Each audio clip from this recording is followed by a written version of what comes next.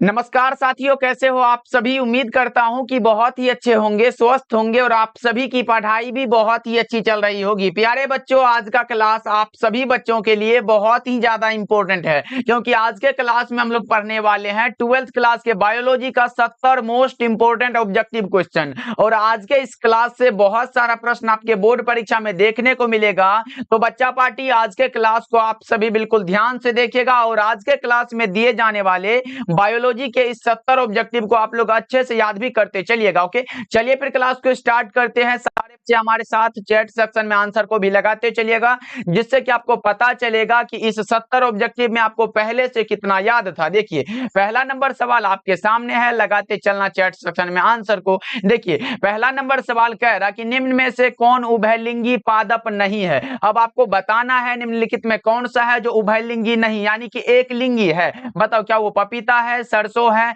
मक्का है या फिर गुड़हल है। तो आपको पता होना चाहिए एक लिंगी जो होता है वो पपीता होता है, इसीलिए करेक्ट आंसर जो होगा वो ऑप्शन नंबर ए हो जाएगा। ये द्विलिंगी है यानी कि उभयलिंगी है, सरसों हो जाएगा, मक्का हो गया, गुड़हल ये क्या है, तो ये उभयलिंगी पादप है, लेकिन नहीं जो है वो पपीता करेक्ट हो जाएगा। इसलिए जितने भी बच्चे ऑप्शन नंबर ए लगाए हैं उसका करेक्ट हो जाएगा। सभी बच्चे लगाते चलिए आंसर, लास्ट में पूछेंगे आप लोग 70 में कितना सही कर पाते हो। देखिए, दूसरा नंबर सवाल आपके सामने है, बता दो बिना निषेचन के पौधों का उत्पादन किसके द्वारा किया जाता है। बहुत ही अच्छा प्रश्न है, बता दो बिना निषेचन के पौधों का उत्पादन जो किया जाता है वो किसके द्वारा किया जाता है। यह होता है कायिक प्रवर्धन के द्वारा। बच्चों, ये प्रश्न बहुत ही इंपॉर्टेंट है, हर एक बार आपके बोर्ड परीक्षा में ऐसा प्रश्न आता है, इसलिए इसको याद रखिएगा आप लोग। चलिए अगला प्रश्न को देखते हैं। तीसरा नंबर सवाल हमारे सामने है।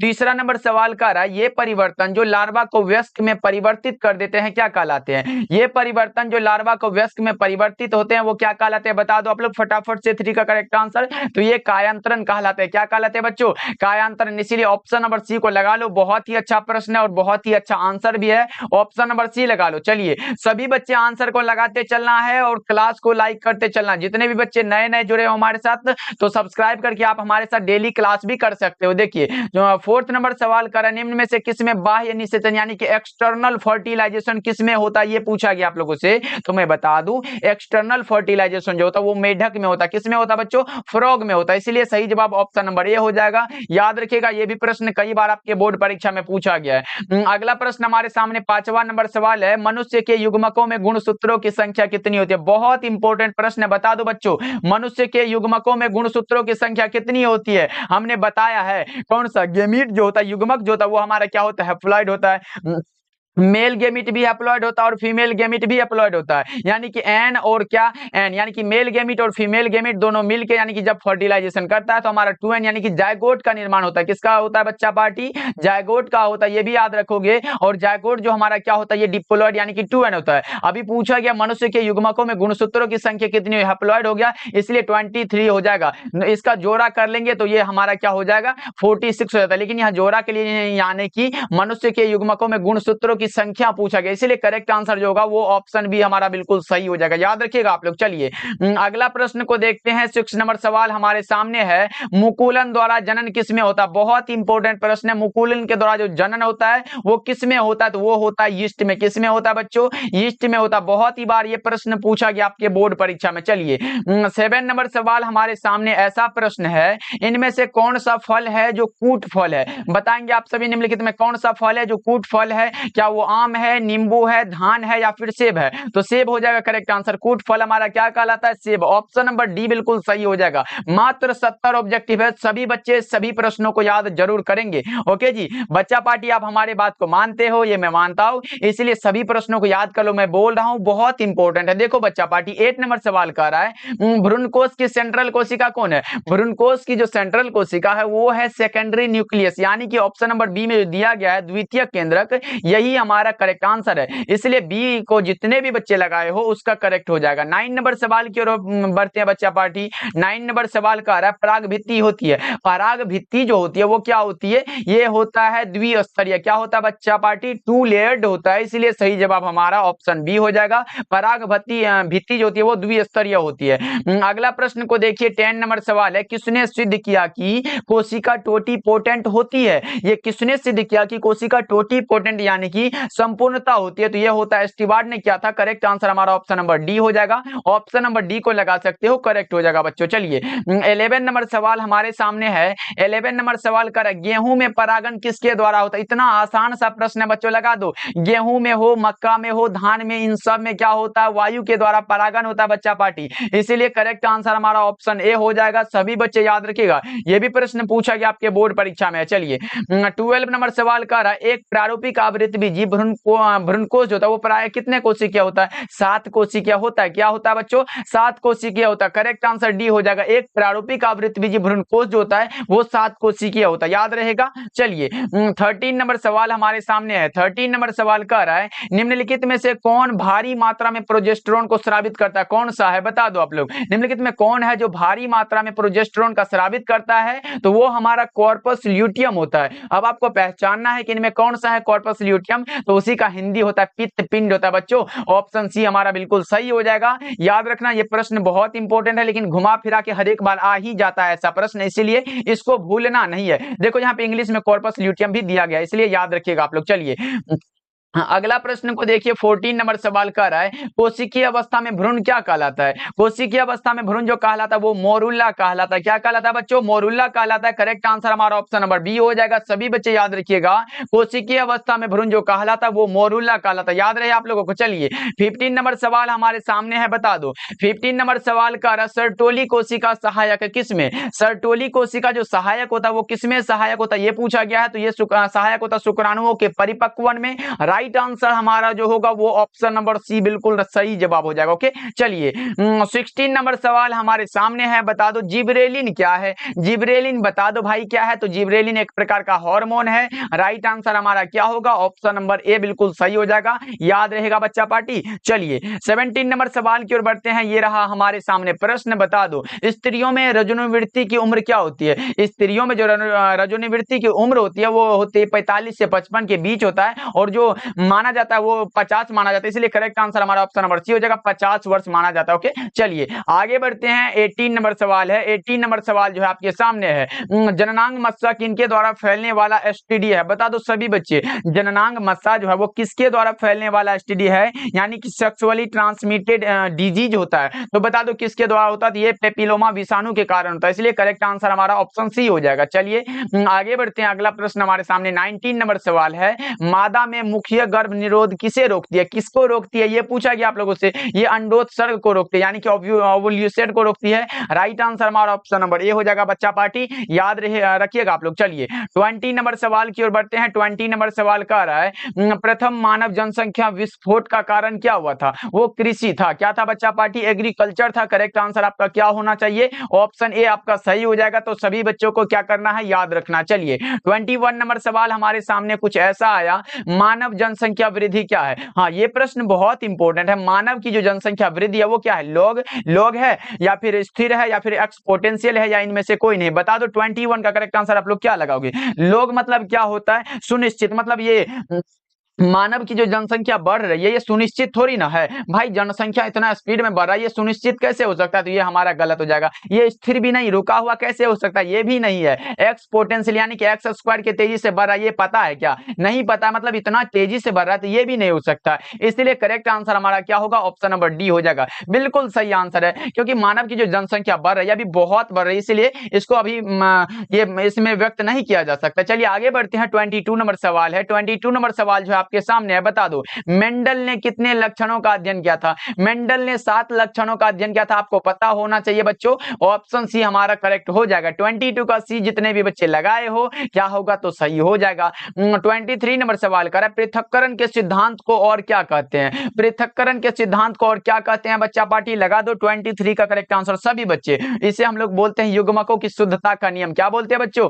युग्मकों की शुद्धता का नियम, इसलिए करेक्ट आंसर हमारा ऑप्शन सी हो जाएगा। बिल्कुल सही आंसर है। चलिए 24 नंबर सवाल हमारे सामने कुछ ऐसा प्रश्न है कि मेंडल का द्वितीय नियम कौन सा है? मेंडल का जो द्वितीय नियम है वो कौन सा है? ये पूछा गया आप लोगों से, बताओगे क्या आप लोग? मेंडल का जो द्वितीय नियम है वो हमारा है स्वतंत्र अपव्यूहन का नियम। क्या है बच्चों? स्वतंत्र अपव्यूहन का नियम। और प्रथम नियम है पृथक्करण का नियम। ये भी आप लोग याद रखिएगा। ओके चलिए, जिसको हम लोग युग्मकों की शुद्धता का नियम भी बोलते हैं। अगला प्रश्न आपके सामने है, ये रहा अगला प्रश्न कह रहा है डाउन सिंड्रोम है एक, डाउन सिंड्रोम जो होता है ये गुणसूत्रीय व्याधि होता है। क्या होता है बच्चों? गुणसूत्रीय व्याधि होता है। लेकिन अगर पूछे हीमोफीलिया क्या होता है, हीमोफीलिया यहाँ पे मैं लिख दे रहा हूं बच्चों, हीमोफीलिया अगर आपसे पूछा गया हो, ये भी प्रश्न आपके बोर्ड परीक्षा में आया हुआ है। अगर पूछे हीमोफीलिया क्या होता है, ये होता है मेंडेलियन व्याधि। ये भी आप लोग याद रखिएगा, ये भी प्रश्न बहुत इंपॉर्टेंट है। ओके चलिए याद रखिएगा बच्चा पार्टी। चलिए अगला प्रश्न को देखिए, 26 नंबर सवाल है, मानव रुधिर ए बी वर्ग में जो होता है वो क्या होता है?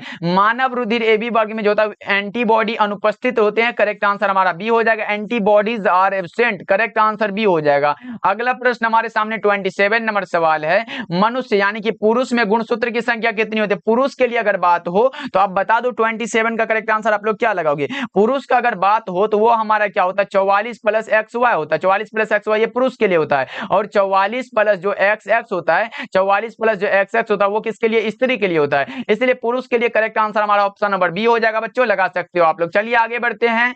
28 नंबर सवाल कह रहा है यूरेसिल किससे संबंधित है? यूरेसिल आरएनए से संबंधित है। करेक्ट आंसर हमारा ए हो जाएगा बच्चों, ऑप्शन नंबर ए को जितने भी बच्चे लगा रहे हो उसका सही हो जाएगा, बिल्कुल सही हो जाएगा। आगे बढ़ते हैं। 29 नंबर सवाल है, सभी बच्चे आंसर को लगाते चलना बच्चों। 29 नंबर सवाल कह रहा है अनुवांशिक कूट में कूट के लिए कितने शब्द होते हैं? अनुवांशिक कूट में कूट के लिए जो शब्द होते हैं वो 3 होते हैं। कितने होते हैं बच्चा पार्टी? 3 होते हैं। करेक्ट आंसर आपका ऑप्शन नंबर सी हो जाएगा। देखो ऐसे करके लिख के देखो, क और ऊ तो मतलब ये है 1 2 3, ऐसे मानो ट्रिक के लिए, तो इसलिए 3 लगा दो। करेक्ट आंसर हमारा ऑप्शन नंबर सी हो जाएगा। ओके चलिए अगला प्रश्न हमारे सामने है, प्रतिकोडोन या एंटीकोडोन पाए जाते हैं किस पर? प्रतिकोडोन या एंटीकोडोन जो पाए जाते हैं वो किस पर पाए जाते हैं बच्चों? तो ये पाया जाता है टीआरएनए पर। कहां पाया जाता है बच्चा पार्टी?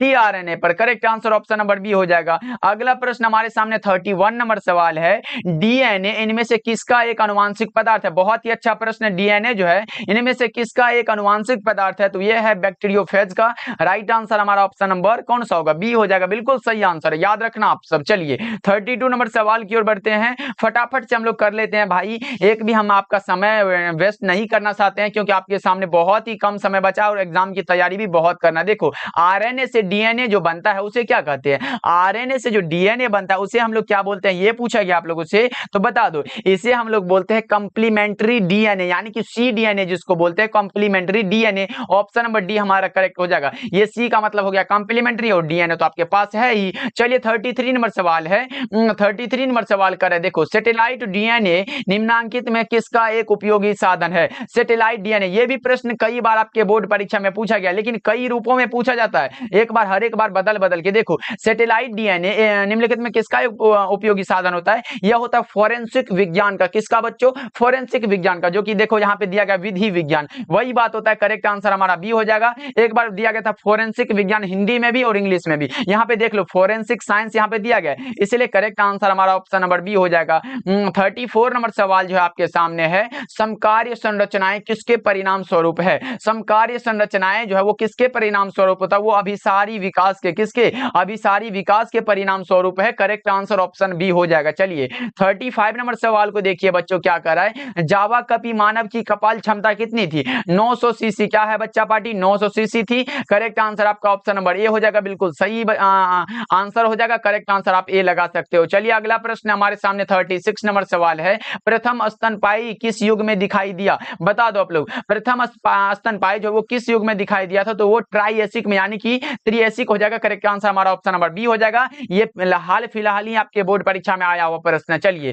37 नंबर सवाल है आपके सामने, बता दो ट्रिटिकम स्टिबम क्या होता है? ट्रिटिकम स्टिबम एक हेक्साप्लोइड गेहूं होता है जिसमें कि गुणसूत्र कितने होते हैं? 42 होते हैं। याद रखिएगा, ये भी प्रश्न आया हुआ है, कितने गुणसूत्र होते हैं बच्चों? 42 गुणसूत्र होते हैं। ये ट्रिटिकम स्टिबम जो है हेक्साप्लोइड गेहूं है, ये भी याद रखिएगा। यहाँ पे देखो ट्रिटिकम स्टिबम क्या है? तो हेक्साप्लोइड यहाँ पे दिया गया, तो करेक्ट आंसर हमारा सी हो जाएगा। गेहूं भी याद रखिएगा, ये क्या है? तो गेहूं है, याद रखना आप सब। चलिए आगे बढ़ते हैं। 38 नंबर सवाल है, 38 नंबर सवाल कर है, देखो इनमें से कौन रक्त समूह सार्वभौमिक रक्तदाता है? सार्वभौमिक यानी कि सबको दान करने वाला हो जाता है वो होता है ब्लड ग्रुप ओ होता है। करेक्ट आंसर हमारा ऑप्शन नंबर डी हो जाएगा। चलिए आगे बढ़ते हैं, वो सभी को दे सकता है। चलिए अगला प्रश्न देखिए, कई लक्षणों को प्रभावित करने वाला जीन क्या कहलाता है? कई लक्षणों को प्रभावित करने वाला जो जीन कहलाता है वो प्लियोट्रोपिक कहलाता है बच्चों। क्या कहलाता है? प्लियोट्रोपिक। देखो ऑप्शन नंबर बी में आपका दिया हुआ है बच्चों, इंग्लिश और हिंदी दोनों मीडियम वालों के लिए है, इसीलिए घबराना नहीं है, अच्छे से आंसर को लगाते चलना है।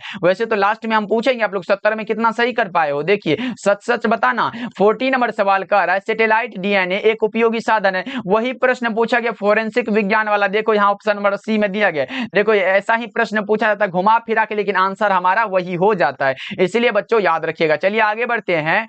41 नंबर सवाल कह रहा है, देखो द ओरिजिन ऑफ स्पीसीज पुस्तक किसने लिखी है? द ओरिजिन ऑफ स्पीसीज जो पुस्तक लिखा वो लिखा है चार्ल्स डार्विन ने। किसने लिखा है बच्चों? चार्ल्स डार्विन ने।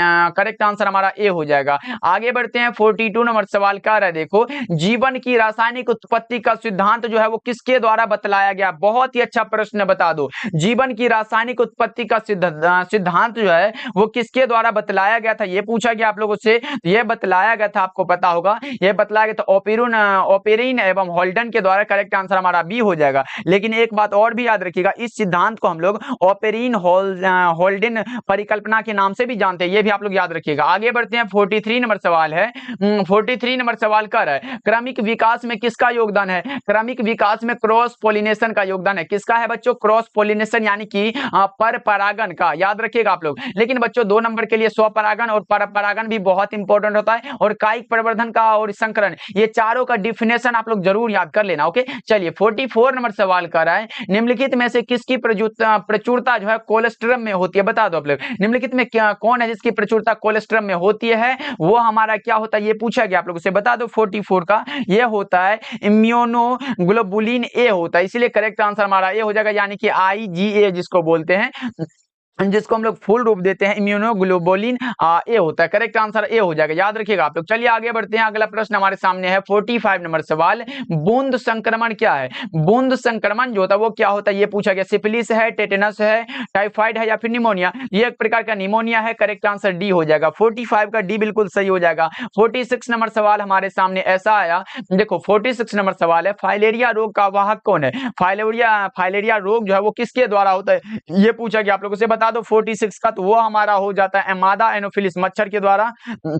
करेक्ट आंसर ऑप्शन डी हो जाएगा। 47 नंबर सवाल हमारे सामने है। 47 नंबर सवाल कह रहा है इनमें कौन सी बीमारी प्रत्युर्जक द्वारा उत्पन्न होती है? निम्नलिखित में कौन सी बीमारी है जो प्रत्युर्जक के द्वारा उत्पन्न होती है? तो वो है हमारा हे ज्वर। क्या है बच्चों? हे ज्वर है, हे फीवर बोलते हैं इंग्लिश में। ऑप्शन बी हमारा करेक्ट हो जाएगा। 48 नंबर सवाल है। 48 नंबर सवाल कर रहा है विषाणु का अध्ययन किस शाखा में किया जाता है? अब बताओ जी, वायरस का अध्ययन हम लोग किस में करते हैं? तो वायरोलॉजी में करते हैं। किस में करते हैं बच्चों? वायरोलॉजी में। Correct answer option number B हो जाएगा, वायरस का अध्ययन वायरोलॉजी, याद रहेगा। चलिए 49 नंबर सवाल हमारे सामने है। 49 नंबर सवाल कह रहा है क्षय रोग का संक्रमण मुख्यतः किसके द्वारा होता है? क्षय रोग का संक्रमण हवा के द्वारा होता है। किसके द्वारा बच्चों? हवा के द्वारा होता है। करेक्ट आंसर ऑप्शन ए हो जाएगा। अगला प्रश्न हमारे सामने है अत्यधिक अल्कोहल लेने से शरीर का कौन सा अंग है जो सबसे ज्यादा प्रभावित होता है? सर्वाधिक प्रभावित होने वाला कौन सा अंग है ये पूछा गया है। वो हमारा जो होता है वो यकृत होता है, यानी कि लीवर जिसको बोलते हैं। करेक्ट आंसर आपका ऑप्शन नंबर बी हो जाएगा, याद रखिएगा ये प्रश्न बहुत इंपॉर्टेंट है। अगला प्रश्न हमारे सामने 51 नंबर सवाल है प्लाज्मोडियम के जीवन चक्र में मनुष्य क्या है? प्लाज्मोडियम के जीवन चक्र में मनुष्य जो होता है वो क्या होता है? प्राथमिक पोषक है, द्वितीयक पोषक है, मध्यस्थ पोषक है, या फिर इनमें से कोई नहीं? तो मैं बता दूं ये है प्राथमिक पोषक। क्या है बच्चों? प्राथमिक पोषक। करेक्ट आंसर हमारा प्राइमरी होस्ट हो जाएगा। चलिए अगला प्रश्न हमारे सामने है। अगला प्रश्न 52 नंबर सवाल है विश्व एड्स दिवस होता है कब होता है? ये तो बड़ा ही आसान प्रश्न है, 1 दिसंबर को होता है। सभी बच्चे को पता होगा कि विश्व एड्स दिवस जो मनाया जाता है वो होता है 1 दिसंबर को, याद रहेगा। आगे बढ़ते हैं 53 नंबर सवाल है। 53 नंबर सवाल का कुक्कुट चेचक का कारण क्या है? कुक्कुट चेचक का जो कारण होता है वो होता है वायरस। कौन सा होता है बच्चों? वायरस होता है, विषाणु होता है। करेक्ट आंसर ऑप्शन सी हो जाएगा। अगला प्रश्न को देखिए 54 नंबर सवाल है ताइचुंग जो है इनमें किसकी किस्म है? बता दो आप लोग ये ताइचुंग जो है इनमें से किसकी किस्म है? तो धान की किस्म है। किसकी है बच्चों? धान की किसमें? राइट आंसर हमारा ऑप्शन ए हो जाएगा। अगला प्रश्न को देखते हैं, 55 नंबर सवाल है, मिट्टी को उपजाऊ बनाने में कौन सहायक होता है? मिट्टी को उपजाऊ बनाने में जो सहायक है वो है हमारे कौन सा? जैविक खाद होता है। Right answer option number D हो जाएगा। अगला प्रश्न 56 नंबर सवाल है, ये रहा आपके सामने, बता दो 56 नंबर सवाल का है, निम्नांकित में किसकी आनुवंशिक विविधता भारत में अत्यधिक है? वो है आम की प्रजातियों का। बता दो निम्नांकित में किसकी आनुवंशिक विविधता सबसे अधिक है भारत में? आम की। Correct answer option number D बिल्कुल सही हो जाएगा। Correct answer option number D लगा लो बच्चों। चलिए अगला प्रश्न हमारे सामने है, सिल्क धागे में कौन सा प्रोटीन होता है? सिल्क धागे में जो प्रोटीन होता है वो फिब्रोइन नामक, कौन सा? फिब्रोइन। करेक्ट आंसर ऑप्शन नंबर ये लगा लो 57 का। सभी बच्चे सही हो जाएगा। ओके जी, आगे बढ़ते हैं। 58 नंबर सवाल है, 58 नंबर सवाल का है, दूध को दही में बदलने से किस विटामिन की मात्रा बढ़ती है? दूध को दही में बदलने से किस विटामिन की मात्रा बढ़ती है? तो विटामिन B12 की। किसके बच्चों? विटामिन B12 की। करेक्ट आंसर हमारा ऑप्शन नंबर ए हो जाएगा, बिल्कुल सही आंसर है, जिसका की केमिकल नेम होता है साइनोकोबाल्मिन होता है, ये भी आप लोग याद रखोगे। अगला प्रश्न हमारे सामने है, अगला प्रश्न 59 नंबर सवाल का है, ग्लूकोज को अल्कोहल में बदलने वाला कौन सा एंजाइम होता है? ग्लूकोज के अल्कोहल में बदलने वाला जो एंजाइम होता है वो हमारा जाइमेज है। क्या है बच्चों? जाइमेज है। करेक्ट आंसर ऑप्शन सी हो जाएगा। सभी बच्चे को याद रखना है। चलिए 60 नंबर सवाल को देखिए। 60 नंबर सवाल कर रहा है, मेमोरी कोशिका का निर्माण किन से होता है? मेमोरी कोशिका का निर्माण किन से होता है? तो वो लिम्फोसाइट से होता है बच्चों। जैसे कि लिम्फोसाइट एक हमारा बी लिम्फोसाइट होता है, एक हमारा टी लिम्फोसाइट होता है, ये भी आप लोग याद रखिएगा। इसी में हमारा क्या होता है, इसका मेमोरी कोशिका का निर्माण होता है, इसीलिए करेक्ट आंसर हमारा ऑप्शन नंबर बी हो जाएगा, याद रखिएगा। और बी लिम्फोसाइट और टी लिम्फोसाइट कहां उत्पन्न होता है? ये अस्थि मज्जा में होता है, ये भी आप लोग याद रखिएगा। ये कहां होता है बच्चा पार्टी? ये हमारा क्या होता है? अस्थि मज्जा में क्या होता है? उत्पन्न होता है, ये भी आप लोग याद रखिएगा। बी रहे चाहे टी रहे, ये दोनों को जो उत्पन्न होता है ये अस्थि मज्जा में ही होता है। चलिए अगला प्रश्न को देखिए। 61 नंबर सवाल है, मृदा में नाइट्रोजन स्थिरीकरण हेतु हम किसका प्रयोग कर सकते हैं? मृदा में नाइट्रोजन स्थिरीकरण हेतु हम किसका प्रयोग करते हैं? तो नील हरित बैक्टीरिया का। किसका करते हैं? नील हरित बैक्टीरिया का। राइट आंसर ऑप्शन ए हो जाएगा। अगले प्रश्न को देखिए बच्चों क्या कह रहा है। अगला प्रश्न हमारे सामने है, निम्नलिखित में कौन मीथेन उत्सर्जन करता है? मीथेन को वैसे उत्सर्जन तो सभी करता है, धान का खेत भी करता है, पशु भी करता है, दीमक भी, इसलिए correct answer option number D बिल्कुल सही हो जाएगा, याद रखिएगा सभी बच्चे। अगला प्रश्न हमारे सामने है 63 नंबर सवाल, प्रतिबंध एंजाइम की खोज किसने की थी? प्रतिबंध एंजाइम की खोज जो किया था वो क्या था? स्मिथ एवं नाथन्स ने। करेक्ट आंसर क्या होगा? 63 का हमारा ऑप्शन ए हो जाएगा करेक्ट आंसर। चलिए 64 नंबर सवाल है, 64 नंबर सवाल का पुनर्योगज डीएनए प्रौद्योगिकी द्वारा निर्मित प्रथम मानव हार्मोन इनमें से कौन है? कौन सा है जो प्रथम मानव हार्मोन है इनमें से बताना है। 64 का राइट आंसर क्या लगाओगे? वो हमारा इंसुलिन है। क्या है बच्चों? इंसुलिन है। Correct answer option number D हो जाएगा। अगला प्रश्न हमारे सामने है 65 नंबर सवाल, पहली ट्रांसजेनिक फसल कौन सी थी? वो सबको पता होगा, टोबैको यानी कि तंबाकू है। करेक्ट आंसर क्या लगाओगे बच्चा पार्टी? डी हो जाएगा करेक्ट आंसर। चलिए अगला प्रश्न को देखते हैं, निम्नलिखित में कौन समस्यात्मक जलीय जंगली घास? समस्यात्मक जलीय जंगली घास का बात हो तो वो हमारा जलकुंभी होता है। क्या होता है? वाटर हाइचिंथ होता है, याद रखिएगा। ये प्रश्न बहुत इंपॉर्टेंट है, इसे बंगाल का आतंक भी कहा जाता है, ये भी आप लोग याद रखिएगा बच्चों। ये भी प्रश्न आपके बोर्ड एग्जाम में आया हुआ है, किसे बंगाल का आतंक कहा गया है? तो जलकुंभी को, ये भी आप लोग याद रखिएगा। 66 का ऑप्शन नंबर ए हो जाएगा, बिल्कुल सही आंसर है, जो कि 65,000 से अधिक पौधे 8 मंथ में उत्पन्न कर सकता है, ये भी आपको ध्यान में रखना है। चलिए 67 नंबर सवाल को देखते हैं क्या कह रहा है। 11 जुलाई को क्या मनाया जाता है? 11 जुलाई को जो मनाया जाता है वो क्या मनाया जाता है? ये पूछा कि आप लोगों से बता दूं। 11 जुलाई को मैं बता दूं, 11 जुलाई को मनाया जाता है विश्व जनसंख्या दिवस। कब मनाया जाता है विश्व जनसंख्या दिवस? 11 जुलाई को। ये आप बताओगे सर तंबाकू निषेध दिवस कब मनाया जाता है? ये मनाया जाता है 1 मार्च को। कब मनाया जाता है बच्चा पार्टी? ये 1 मार्च को मनाया जाता है। अगर पूछोगे सर ये विश्व पर्यावरण दिवस, तो ये तो कई बार बता चुका हूं कि ये 5 जून को मनाया जाता है, ये 5 जून को मनाया जाता है। लेकिन अगर पूछे विश्व स्वास्थ्य दिवस कब मनाया जाता है, ये आपको पता होना चाहिए। 68 का जो करेक्ट आंसर है वो हमारा correct answer option number D हो जाएगा। विश्व स्वास्थ्य दिवस कब मनाया जाता है? आपको पता होना चाहिए कि 7 अप्रैल को विश्व स्वास्थ्य दिवस मनाया जाता है, ये भी आपको याद रखना है। ये प्रश्न बहुत इंपॉर्टेंट है। विश्व स्वास्थ्य दिवस जो मनाया जाता है वो 7 अप्रैल को मनाया जाता है, याद रखना, बहुत इंपॉर्टेंट प्रश्न। चलिए अगला प्रश्न देखिए, 68 नंबर सवाल हमारे सामने है। 68 नंबर सवाल का पारिस्थितिक तंत्र में ऊर्जा का प्रवाह आहार श्रृंखलागत होता है। है, कैसा होता है ये पूछा गया आप लोगों को। तो मैं बता दूं ये एक दिशीय होता है। जैसे कि मैं बता दूं, जैसे पौधे को कृमि खाते हैं और कृमि को चिड़िया, उसी प्रकार होता है चिड़िया को बिल्ली खा जाता है। इसलिए करेक्ट आंसर हमारा क्या होगा, तो ऑप्शन नंबर ए हो जाएगा, बिल्कुल सही आंसर है। और 68 का जो करेक्ट आंसर है वो ऑप्शन नंबर ए हो जाएगा। सभी बच्चे को याद रखना है, बहुत इंपॉर्टेंट प्रश्न है। 69 नंबर सवाल हमारे सामने है, बता दो बच्चों।